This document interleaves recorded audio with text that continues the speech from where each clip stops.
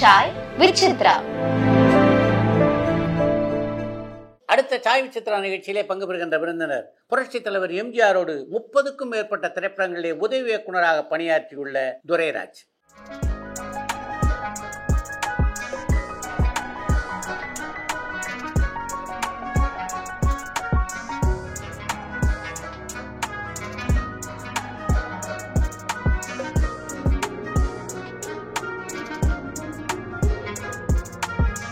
புரட்சித் தலைவர் எம்ஜிஆரோடு இணைந்து ஒரு படத்திலாவது பணியாற்றக்கூடிய வாய்ப்பு கிடைத்து விடாதா அப்படின்னு பல இளைஞர்கள் ஏங்கிக் கொண்டிருந்த காலகட்டத்தில் 30க்கும் மேற்பட்ட படங்களில் அவரோடு இணைந்து பணியாற்றுகின்ற வாய்ப்பினை பெற்றவர் தான் துரைராஜ். புரட்சித் தலைவர் எம்ஜிஆரை மிக அதிகமான படங்களிலே இயக்கிய பெருமைக்கு சொந்தக்காரர் பா. நீலகண்டன். அவரோடு இணைந்து பல படங்களிலே பணியாற்றியுள்ள துரைராஜ் ஜெகநாதனுடைய இயக்கத்தில் உருவான வெள்ளை ரோஜா படத்திலே சிவாஜியோடு பணியாற்றுகின்ற வாய்ப்பினை பெற்றார். தமிழ் சினிமா உலகிலே மிக நீண்ட அனுபவம் உள்ள துரைராஜ் தன்னுடைய அனுபவங்கள் பலவற்றை இந்த நேர்காணலிலே பகிர்ந்து கொண்டிருக்கிறார்.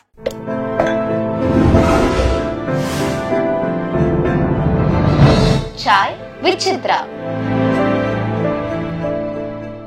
முதல்ல சினிமாக்குள்ள எப்படி வந்தீங்க? என்னுடைய க்ளோஸ் ஃப்ரெண்டு பட்னூர்காரங்க அவங்க ஆண்டாளுன்னு ஒரு பிக்சர் சொந்தமாக எடுக்கிறாங்க.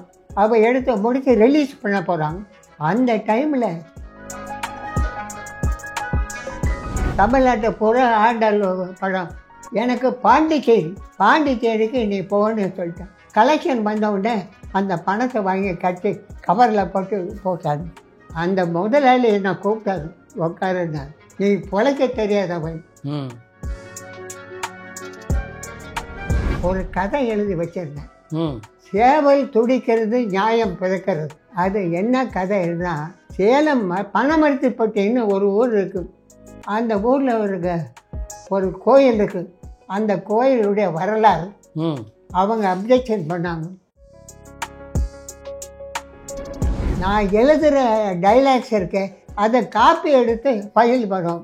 உடனே டிஎஸ் துரைராஜ்கிட்ட கூட்டியிருப்பேன். இந்த பையன் எழுத்து பாருங்க எப்படி இவனை இங்கே வச்சுக்கலாம். பிழைக்க வழி, அந்த பிழைக்க வழிக்கு கேமரா இதான் தெரியாது. படத்தை முடிச்சுட்டேன். 1000 தலை வாங்கி அபூர்வ சிந்தாமணின்னு மாடன் தேட்டர் இருக்கான். அந்த படத்துக்கு ஒர்க் பண்ணேன். டிஆர் சுந்தரத்துக்கு 3வது அசிஸ்டன்ட் டிஆர் சுந்தரத்துக்கிட்ட அவர்கிட்ட நான் வச்சுட்டு, ஐயோ வெள்ளைக்காரன் தோற்றுருவான், என்னத்துக்கு மதுரும் கோயம்புத்தூர் சேலம் கோயம்புத்தூர் வந்து தங்கியிருக்காங்க. நான் போனேன். வா துரைராஜ், ஓகே என்னம்மா சினிமாவில் ஆக்ட் பண்ணுறியா அப்படின்னு. இப்போ அசிஸ்டன்ட் டைரக்டர் வேலையை இங்கே அசிஸ்டன்ட் டைரக்டர் இவங்கிட்டெல்லாம் கொடுத்துட்டு வாகினி ஸ்டுடியோவில் நான் எடிட்டிங் ரூம் கீழே இறங்குறேன். லட்சுமணன்னு உங்களுக்கு தெரியுமா தெரியாது, அசிஸ்டன்ட் டைரக்டர். என்ன துறை, என்ன பண்ணுறேன், முடிஞ்சு போச்சு, வேறு வேலை தேட வேண்டியதுதான் அப்படின்னு. வச்சுக்கிறேன், என் கம்பெனிக்கு வந்தது. நான் நீலகண்டன்கிட்ட சொல்லி அங்கே சேர்த்துறேன். 11 மணிக்கு போகிறேன். எனக்கு என்ன வேலைன்னா, முதல்ல செட்டை பார்க்கணும், என்னென்ன தேவையோ அதெல்லாம் இருக்கா நாம் நிச்சயப்பட என்ன பார்க்கணும். சேரில் ஒருத்தர் உக்காந்தாங்க. யார் சார் நீங்கள்? நான் நிருபர். எந்த பத்திரிக்கை எனக்கு தினத்தந்தின்னா பெரட்டி அடி வாங்கன்னு வாங்கி. என்ன காரணமும் தெரியல. எம்ஜிஆர் வந்தார். அவர்கிட்ட சொல்லிட்டாங்க, என்ன துரை நீர் நெருப்போம். இந்த எம்ஜிஆர் கீழே இருந்து மேலே இறங்கி வருவார். இந்த கத்தி அடிப்பான், அந்த டேபிளில் வந்து சட்டுன்னு தூக்கும். இவர் என்ன பண்ணிட்டாரு நீலகண்டன். எம்ஜிஆர் எப்படி பழகுவார் உங்ககிட்ட? அவரை பாடி இறங்கின மனுஷு உலகத்தில் எவனுமே கிடையாது. இங்கே அடிபட்டு போச்சுன்னா அவர் இருந்தாருன்னா நினைத்தை முடிப்போம். அதில் ஒரு சம்பவம் நடந்து போச்சு. பா. நீலகண்டன் உங்க மேல கோவிச்சுக்கலையா? குரூப்ல இருந்து தூக்குறதுக்கு எல்லா வேலையும் பண்ணிட்டான். அது ஒன்றும் நடக்காது. எம்ஜிஆருக்கு உங்களுக்கும் எப்ப முதலா ஒரு அட்டாச்மெண்ட் வந்தது? அதிகமாக அட்டாச் பண்ணது நீர் நெருப்பு தான். அதில் தான். அது என்ன காரணம்னா, மதுரமன்ற சுந்தர் பாண்டு நாங்கள் எடுக்கிறோம்.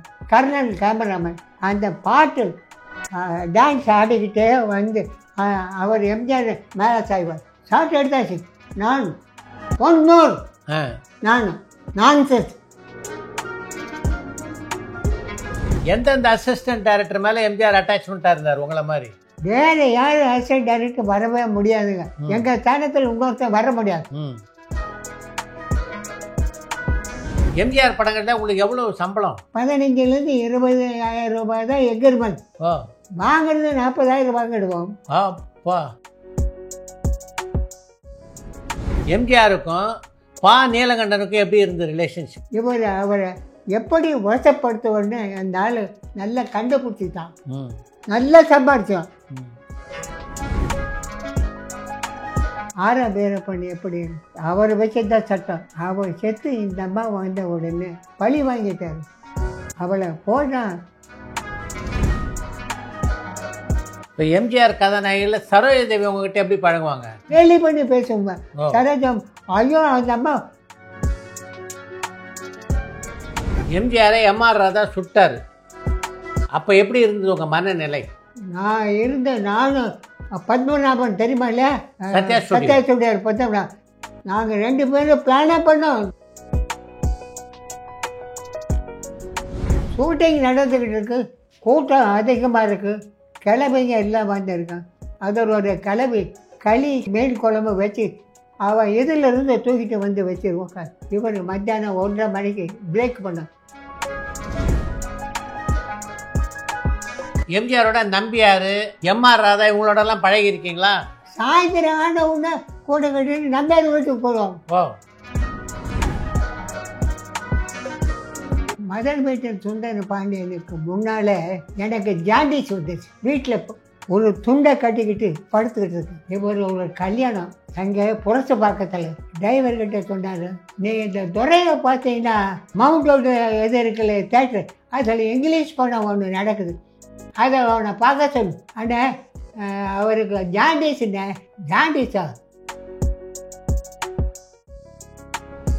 வாகனே ஸ்டுடியோவில் தோட்டம் இருக்குல்ல, அந்த தோட்டத்தில் ஷூட்டிங் நடக்குது வேற படத்தை.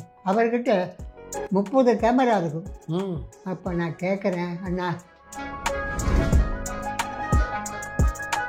எம்ஜிஆரோட ஒர்க் பண்ண மாதிரி சிவாஜியோட ஒரு படம் பண்ணீங்கல்ல? ஜெகநாத் தான் டைரக்டர். சிவாஜி எனக்கு ஒரு தடவை தகராறு வந்துடுச்சு. படம் முடிஞ்சு போய் டப்பிக்கு 8 மணிக்கெல்லாம் வந்துட்டார் சிவாஜி. டேக்கு இது பண்ணுன்னு ஒன் மோர் அப்படின்னுட்டேன். சீஃப் மினிஸ்டர் ஆகிட்டாரு. ஒரு நாள் நேராக போனோம். உங்கள் பொண்ணை கூப்பிட்டு போனீங்க? நான் இது பக்கத்தில் நிற்குது, அவள் தூரத்தில் நின்று, அண்ணா நான் வணக்கம், வாங்க அண்ணா, இது போல் பொண்ணை போய் படித்து இது வேலை, எனக்கு படம் இல்லை, செருகல்ல வயசாகி போச்சு, அதுக்கு ஏதாவது வேலை ஒன்று போட்டாங்க. இது வரைக்கும் எங்கே போனேன்? எம்ஜிஆர் மறைந்த போது எப்படி இருந்தது? ஐயோ சார்,